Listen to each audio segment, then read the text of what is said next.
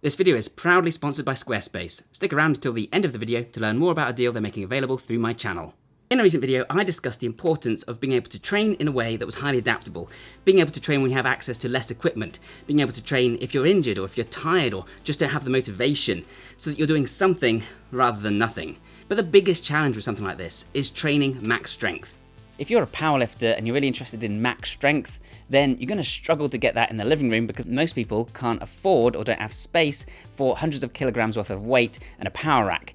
And if they did have space, they might have to have a debate with their partner as to whether that should take priority in their living quarters. And the same might be true for bodybuilders who might also tell me they need an awful lot of weight in order to create muscle damage and mechanical tension to a sufficient degree to trigger hypertrophy. I would certainly disagree with this for bodybuilding. I think for bodybuilding, things like pre-exhausts and drop sets and mechanical drop sets and cheats and various ways of going past failure can help you to build mass. For me personally, I think that going past failure is really the secret sauce when it comes to building muscle. So let's say you want to grow your biceps, but all you have access to are some 10-kilogram dumbbells and a pull-up bar. What I'd recommend doing is doing some chin-ups, so you're targeting the biceps slightly more, and then when you reach failure, you're going to start doing curls. You've already somewhat fatigued the biceps, you're going to fail on those curls a lot sooner.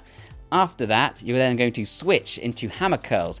That slightly different technique is going to slightly alter the focus, but it's going to allow you to go past failure. And then when you reach failure on that, start doing cheat curls. So you're going to create a little bit of a swing and then just use your biceps as much as you can to bring the weights up and then lower them back down slowly. You'll feel an immense pump doing this. And I've not seen anyone not grow from this and build up to this because, of course, there is such thing as too much muscle damage, and this can be a recipe for that if you're inexperienced. Building max strength, I admit, is much harder, but you do have some options. In most cases, you can adapt workouts and exercises to make them significantly more difficult. So, for example, maybe you've got a big squat, but how is your pistol squat? That's squatting down on one leg. If you can take a dumbbell or a kettlebell that you have access to, maybe it's 20-30 kilograms, put that on one side, put yourself on a slant board so that mobility isn't an issue. Use your free hand and place it on a wall or something so that balance isn't a limiting factor, and then squat down on one foot using that hand for support. This should be a sufficient challenge for most people once you start reaching the 10 or 12 rep range. Likewise, one-arm push-ups are a great pushing exercise, and the stronger you are, the heavier you're going to be, so this is going to immediately make that a bit more difficult. And if that is still too easy, then you can raise your legs up onto something, or maybe even wear a backpack full of weight, or both. So I think there are ways to get a sufficient challenge like this, and whilst it's not the exact same movement as the bench press, it's still going to translate to more strength.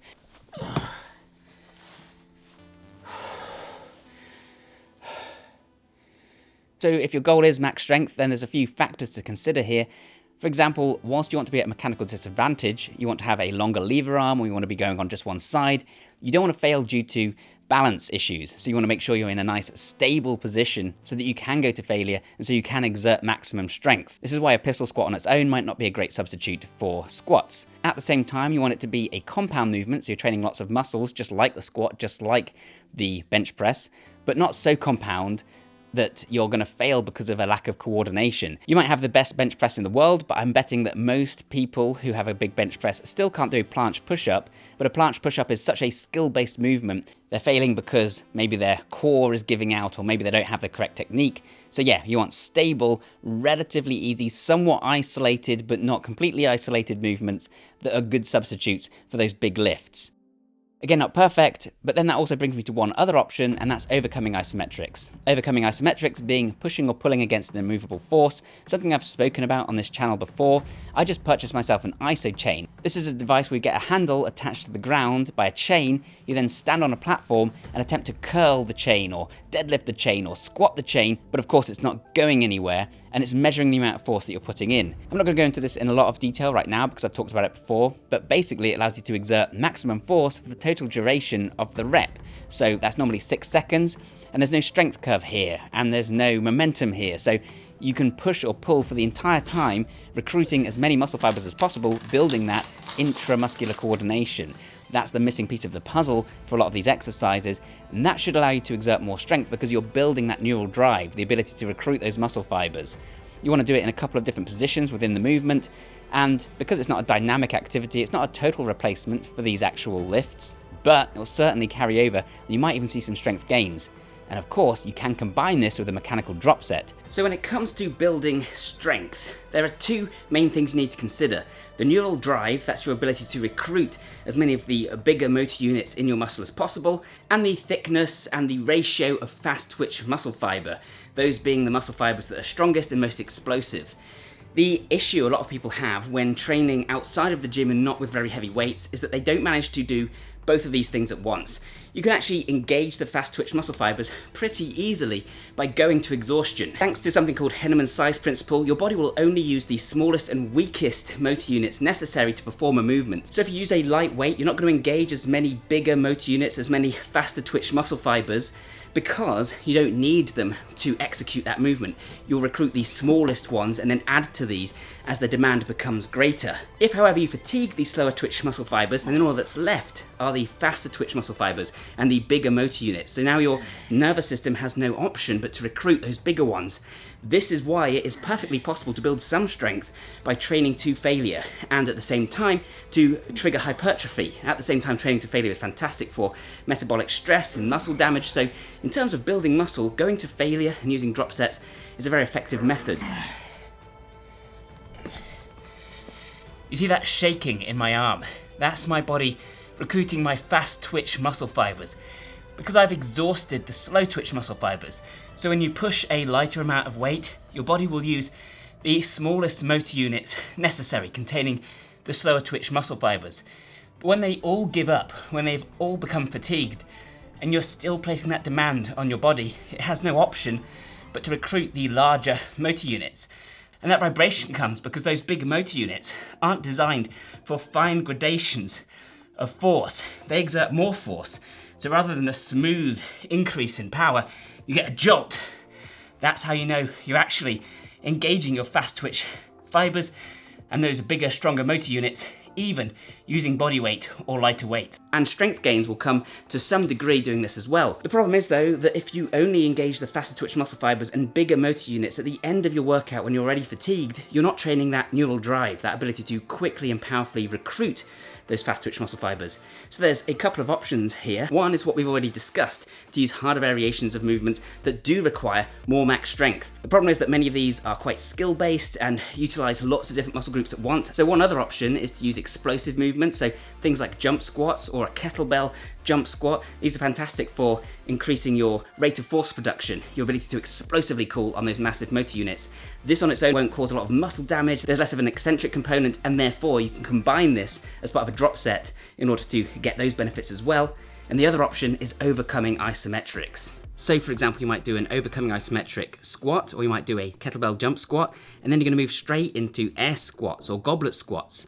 And then what you're going to do from there is go to failure. Now what you're doing is you're training that neural drive, that maximum recruitment of motor units at the start of the workout when you're fresh, but at the same time you're also going to muscular failure so that you're recruiting those fast twitch muscle fibres so that you're creating that muscle damage and really stimulating growth. So this way you're still getting two of the main benefits of training with a really, really heavy weight.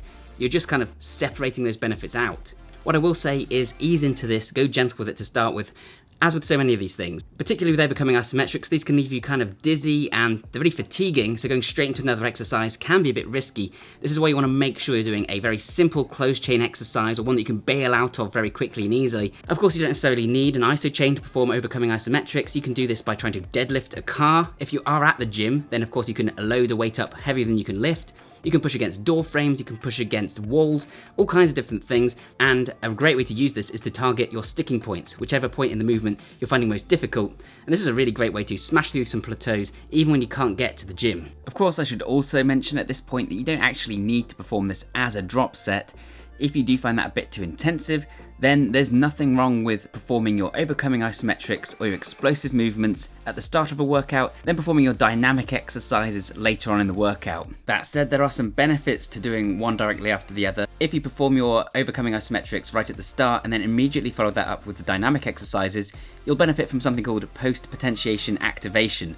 What this basically means is because you've just sent that really strong neural signal, it's now easier for you to recruit those motor units subsequently. Just play around with the variables, and that's really the point here, because a lot of the training we do is kind of arbitrary because it's been shown to be an efficient method. But when you really understand what's going on inside your body and you understand your own goals, then you can start manipulating these different factors in order to achieve those goals in a myriad of different ways, and sometimes maybe even faster or more efficiently. In other words, there's no such thing as a lack of resources, only a lack of resourcefulness. So be creative and find ways to push yourself, and you can increase your max strength even from home. So I hope you found this video useful and interesting, guys. If you did, then please leave a like and share it around. That would help me out immensely. Let me know in the comments how you train for strength, even when you don't have access to the heaviest weights. I actually have a training program that uses some of these principles. Super Functional Training 2.0, the Protein Performance System, incorporates overcoming isometrics and a form of drop set that I call gauntlet set. So if you want to try it out for yourself, then there's a link in the description down below. It comes with an 85+ page ebook and over 2 hours of instructional video. Whatever the case, thank you so much for watching this one, guys, and I'll see you next time. Bye for now. By the way, guys, this video is sponsored by Squarespace. Squarespace is a website building platform that makes it extremely easy for anyone to get a website up and running with zero coding knowledge necessary and in a very short period of time. I'm talking minutes. Squarespace does this by letting you start from a template. There's loads and loads to choose from that you like the looks of, and then customizing it really intuitively by just dragging and dropping different elements all around. Whilst you can get a website up and running in minutes, it does have all of the different features you could need in order to grow your business to whatever heights you might need. It's got advanced formatting features so you can create beautiful looking blog posts and schedule them to post whenever you want. It's got analytics, a fully featured commenting system, it's got social media integration, it has gated members only content if you want to create a revenue stream from your website, and it has e-commerce, of course, for selling a range of products. Not only does it have all these great features out of the gate, you can actually add even more by using plugins provided by the community. So the sky really is the limit. In terms of your e-commerce, you can add things like global shipping, inventory management, tax reconciliation, all that good stuff. The great thing about Squarespace is that it evens the playing field. It means that anyone can get a website up and running, whether it's to promote a business or just as a form of self-expression. I think this is a great tool, and if you want to learn more, then go to squarespace.com, and when you're ready to launch, go to squarespace.com/bioneer in order to get 10% off your first domain or website. Thanks again to Squarespace for sponsoring this video, and thanks to you guys for sticking around until the end. Bye for now.